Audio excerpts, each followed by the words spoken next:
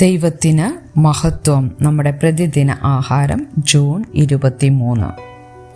ഗുരുതരമായ അളവുകൾ. രാജാവ് താൻ യഹോവയെ അനുസരിച്ച് നടക്കുകയും അവന്റെ കൽപ്പനകളും സാക്ഷ്യങ്ങളും ചട്ടങ്ങളും നിവർത്തിക്കുകയും ചെയ്യാമെന്ന് യഹോവയുടെ മുൻപാകെ ഒരു നിയമം ചെയ്തു. 2 രാജാക്കന്മാരുടെ പുസ്തകം 23-ാം അധ്യായം 3-ാം വാക്യം. അലങ്കരിച്ച ഒരു വില്ലും ഒരു ആവനാഴിയും ദീർഘവർഷങ്ങൾ ഞങ്ങളുടെ വീട്ടിലെ ഒരു ഭിത്തിയിൽ തൂക്കിയിട്ടിരുന്നു. ഞങ്ങൾ ഒരു ഗോത്രവർഗക്കാരുടെ ഇടയിൽ മിഷണറി പ്രവർത്തനം ചെയ്തപ്പോൾ എൻ്റെ പിതാവിന് ഒരു സ്മരണയ്ക്കായി നൽകിയതാണ്. പിന്നീട് അത് കൈമാറി എനിക്ക് ലഭിക്കുകയും ചെയ്തു. എന്നാൽ ഒരു ദിവസം ഈ ഗോത്രവർഗക്കാരുടെ ഇടയിൽ നിന്ന് ഒരു സുഹൃത്ത് ഞങ്ങളെ കാണാനെത്തി.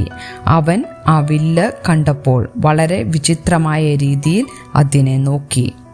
അതിൽ ഘടിപ്പിച്ചിരുന്ന ഒരു വസ്തുവിൽ ചൂണ്ടിക്കൊണ്ട് അയാൾ പറഞ്ഞു, അത് ഒരു മന്ത്രത്തകിടാണ്. അതിന് പ്രത്യേകിച്ച് ശക്തിയൊന്നുമില്ല എന്നെനിക്കറിയാം. എങ്കിലും ഞാൻ എൻ്റെ വീട്ടിൽ അത് സൂക്ഷിക്കാറില്ല. വേഗം തന്നെ ആ മന്ത്രത്തകിട് ഞങ്ങൾ അതിൽ നിന്നും മുറിച്ചു മാറ്റി. ദൈവത്തെ അല്ലാതെ മറ്റെന്തിനെയെങ്കിലും ആരാധിക്കുന്ന ഒരു വസ്തുവും ഞങ്ങളുടെ വീട്ടിൽ ആവശ്യമില്ല. യെരൂശലേമിൽ രാജാവായിരുന്ന യോശിയാവ് ദൈവത്തിന് തൻ്റെ ജനത്തെ പറ്റിയുള്ള ചെറിയ അറിവിലാണ് വളർന്നത്. മഹാപുരോഹിതൻ ദീർഘനാളുകളായി അവഗണിക്കപ്പെട്ട ആലയത്തിൽ നിന്നും ന്യായപ്രമാണം കണ്ടെത്തിയപ്പോൾ യോശിയാവ് അത് കേൾക്കുവാൻ ആഗ്രഹിച്ചു.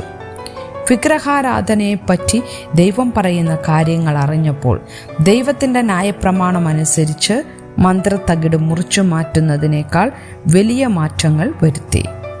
ഇന്നത്തെ വിശ്വാസികൾക്ക് യോശിയാവ് ചെയ്തതിനേക്കാൾ മികച്ച കാര്യങ്ങൾ ചെയ്യാനുണ്ട്. നമുക്ക് നമ്മെ ഉപയോഗിക്കേണ്ടതിന് പരിശുദ്ധാത്മാവിൻ്റെ നിറവ് നമുക്കുണ്ട്. അത് നാം മറന്നു കളയുവാൻ സാധ്യതയുള്ള ചെറുതും വലുതുമായ കാര്യങ്ങൾ വെളിച്ചത്തിൽ കൊണ്ടുവരുന്നു. ചിന്തിക്കുക, നിങ്ങളിൽ വരുത്തേണ്ടുന്ന ഒരു മാറ്റത്തെ പറ്റി ഒരു വിശ്വാസി നിങ്ങളെ ബോധ്യപ്പെടുത്തിയത് വിവരിക്കാമോ? നിങ്ങളുടെ ജീവിതത്തിലുള്ള എന്തൊക്കെ കാര്യങ്ങളാണ് ദൈവത്തിന് അധിക്ഷേപമായിട്ടുള്ളത്? ദൈവത്തിന് മഹത്വം.